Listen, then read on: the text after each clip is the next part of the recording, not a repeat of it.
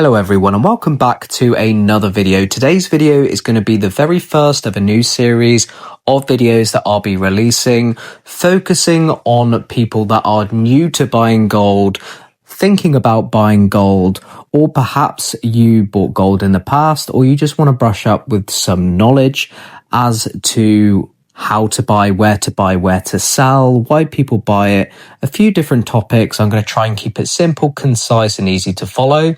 So firstly, the reason why people buy gold bullion is it's a store of value. It's been considered as a store of value for the last 5,000 years.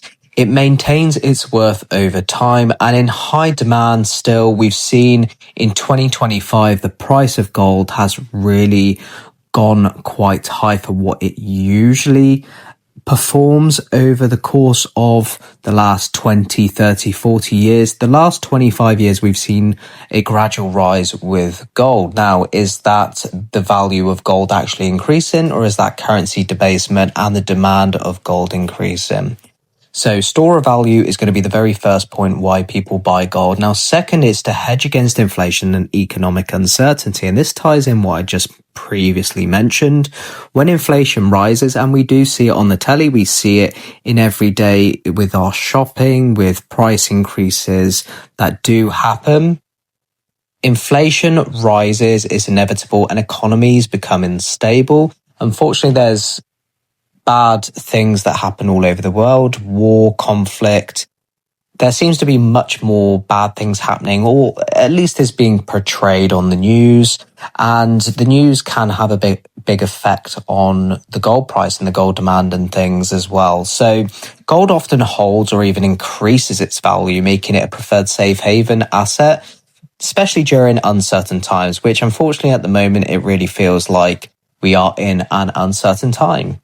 So thirdly, it's going to be diversification and of the investment portfolio. So typically speaking, when you speak to investors, financial advisors, they will recommend usually between 5 and 10% of your wealth in precious metals. Excuse me. Specifically gold. So gold is more beneficial over silver in the UK because it's VAT free. And also you have capital gains tax exempt coins, which are really useful if you don't want to pay tax, basically, which I'm sure if you're watching this video and you want to hedge against inflation and you want the best return on investment, you're going to be considering capital gains tax exempt gold. And of course, gold is VAT free when it comes to investment gold, bullion gold, that sort of thing from the Royal Mint, your Valcambys, your PAMP, those sorts of gold bars. Silver, unfortunately, is slightly different, but we're not going to be focusing on silver too much. We're just going to be focusing on gold. So gold can be a nice diversification of an investment portfolio. It should form a certain percentage and it should be easily accessible. People keep it in vaults, safes, keep it at home. Depends on what risk you want to take and how secure your premises is and that sort of thing.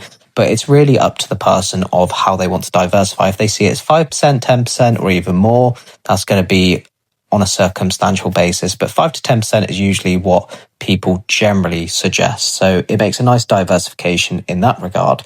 Also, you've got a tangible asset. Unlike digital investments, you've got things that have really shot up like digital cryptocurrencies like Bitcoin and that sort of thing. That's been something that's only recently come around in the last 15 years or so. You've also got stocks as well. Stocks is quite a big one, of course. Stocks is the traditional go-to. And also, gold is a physical asset that you can hold. I suppose in similar ways to maybe like real estate, when it's a tangible asset, it's physical. It's not digital. It's not on a screen. It's not on the internet. You can hold it in your hand. It's real value, store of value that we've seen as value for the last 5,000 years. So it's something reassuring to many investors that can hold their gold because it's wealth that they know that they can sell. If you have a gold bar, you can sell it in minutes on the internet, or you can just go down to your local pawnbroker or jewelry shop or bullion dealer. If you live near a bullion dealer, if you're in a main city or something, gold is pretty easy to liquidate. So it's something that's tangible. It could be used as savings, emergency savings. It's really good for that, I find. Also, you've got a limited supply. Now, we don't know how much gold there is on the world. There's going to be suggestions. There's going to be estimations, but the reality is no one can hand on heart say how much gold there is in the world. That's just not true. But it's scarce and it takes a long time for it to get it out the ground. It's hard to find it.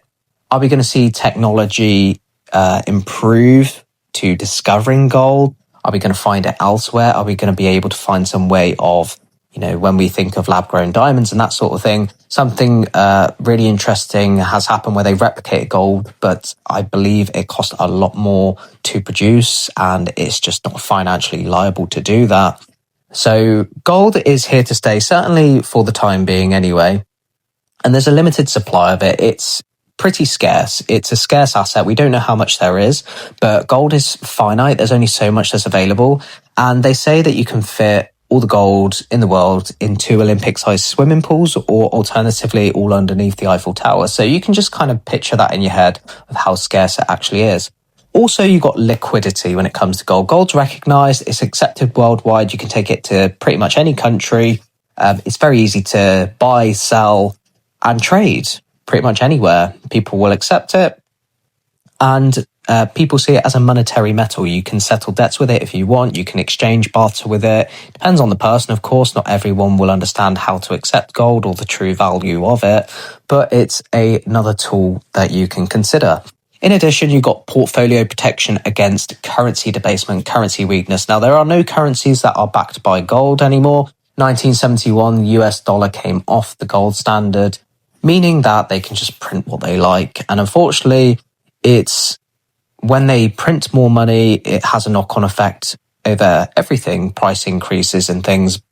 It's a whole video in itself, but it protects against the inevitability of the devaluation of the currency. And I believe the US dollar has lost 97% of its purchasing power since 1971, similar to the pound as well. When you think about £100, let's say 10 years ago, what would that buy you, when it comes to going to the shop and buying some goods compared to how much it would buy you today? It's something to picture in your head. It's not going to get any better because that's just how the system is designed. And also you have speculation. Some investors buy gold to profit short term, of course, to changing in the price. No share, no stock, no gold, platinum. It will not go up in a straight line. Things don't do that. Markets don't do that. When you buy gold, do not expect to make money in the short term. You don't buy it to, I feel you don't buy it to flip.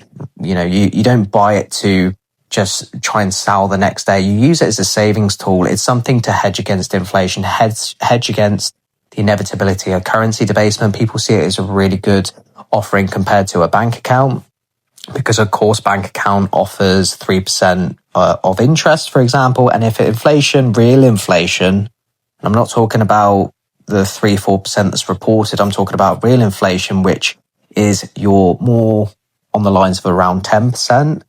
When you're thinking about shopping and everything else we actually buy day to day, it's more like 10% or even more. Then, of course, it's something that you have to think about, because if you're holding money in a bank, it devalues over time. It only gets weaker and weaker. And gold is really there to use as a hedge against that. It really stores that value in the long term. The short term is uncertain. We don't know what's going to happen in the short term. The gold price is affected by a combination of different things, but it's something to consider. So I hope that was straightforward for you. I tried to make it as simplistic and to the point as possible. If you enjoyed this video, please leave a like, please leave a comment and let me know. If there's anything I missed out, then please do let me know. It might help someone else as well. And I will see you on the very next video. Thank you.